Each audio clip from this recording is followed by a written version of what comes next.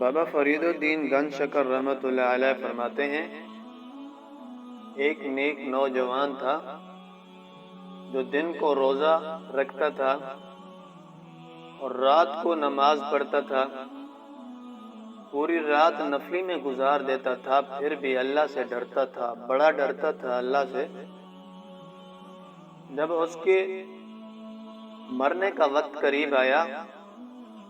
تو اپنی ماں کو کہنے لگا، ماں اب میرے مرنے کا وقت قریب ہے، میری روح نکلنے کا وقت قریب ہے، ماں تو میرے ساتھ 3 وعدے تو کر۔ تو ماں نے کہا، بیٹا مانگ، میں ایک ماں ہی تو ہوں، غریب ماں سے کیا مانگنا چاہتا ہے، مانگ جو مانگنا چاہتا ہے۔ تو نوجوان نے کہا، ماں جب میں مر جاؤں میرے روح نکلنے کے بعد ایک رسی لینا، میرے گلے میں باندھ کر گھر کے پورے صحن میں گھمانا، تاکہ لوگوں کو پتہ چلے کہ اللہ کے نافرمان کی سزا کیا ہے۔ ماں جب میری روح نکل جائے دوسرا وعدہ یہ کر کہ میرا جنازہ دن کو نہ نکالنا، میرا جنازہ رات کو نکالنا۔ کیوں؟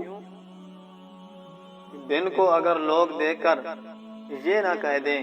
دیکھو اللہ کے نافرمان کا جنازہ جا رہا ہے۔ ماں میرے ساتھ تیسرا وعدہ یہ کر،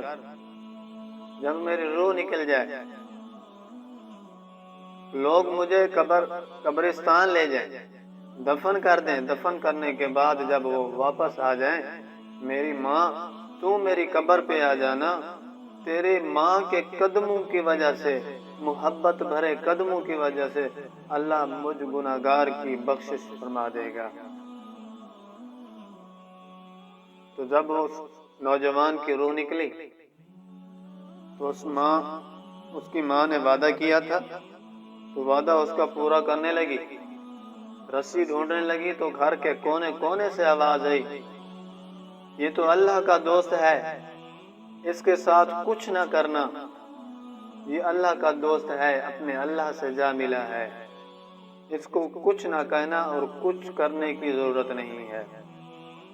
کوئی آدمی کہے، کوئی شخص کہے یہ تو بابا فرید الدین کا واقعہ ہے، اسی طرح کا واقعہ بخاری شریف میں ہے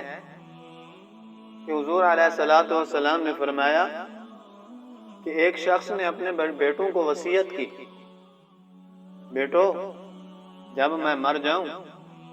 تو میرے مرنے کے بعد مجھے جلا دینا، جلانے کے بعد میرے جسم کے اعضاء کو پیس دینا، راکھ بنا دینا، پھر اس راکھ کو ہوا میں اڑا دینا۔ کیوں؟ میں گناہگار ہوں کہ اللہ کے سامنے کھڑا ہو کے میں اللہ کو حساب نہیں دے سکوں گا، اللہ کا حساب بڑا مشکل ہے، تو لہذا میں اللہ کے حساب سے ڈرتا ہوں، مجھے اللہ سے ڈر لگتا ہے کہ میں اللہ کے سامنے کھڑا ہو جاؤں، تو اس لیے میری راکھ کو اڑا دینا۔ فرمایا جب اس شخص کی وفات ہوئی تو اس کے بیٹوں نے اس کی وصیت پر عمل کیا کہ اس کو جلا دیا، تو اس کے اعضاء کو پیس کر ہوا میں اڑا دیا۔ تو پھر اللہ تعالی نے زمین کو حکم دیا کہ اس کے جہاں جہاں ذرات پہنچے ہیں ان کو جمع کرے، تو اللہ نے حکم دیا، اس کے ذرات جمع ہو گئے، تو اللہ تعالی نے حکم دیا ان ذرات کو وہ پہلے جیسے انسانی شکل میں آ گیا۔ جب وہ پہلے جیسے انسانی شکل میں آیا تو اللہ تعالی نے ان سے پوچھا، اللہ تعالی نے ان سے پوچھا، بتا تو نے ایسا کیوں کیا، یہ وصیت کیوں کی؟ بزرگوں نے لکھا ہے اگرچہ اس دور میں اب اس طرح کی وصیت کرنا ٹھیک نہیں ہے، درست نہیں ہے، وہ ان کی ایک عاجزی تھی، تو اللہ کو علم تھا اس نے کیوں کیا یہ۔ اس نے کہا، یا اللہ تیرے ڈر کی وجہ سے، میں تجھ سے ڈرتا ہوں، تیرے سامنے کھڑا ہونے سے ڈرتا تھا، اس لیے میں نے یہ وصیت کی۔ تو اللہ نے فرمایا، اگر یہ تو نے میرے ڈر کی وجہ سے کیا ہے تو جا، میں نے تیری بخشش بھی کر دی۔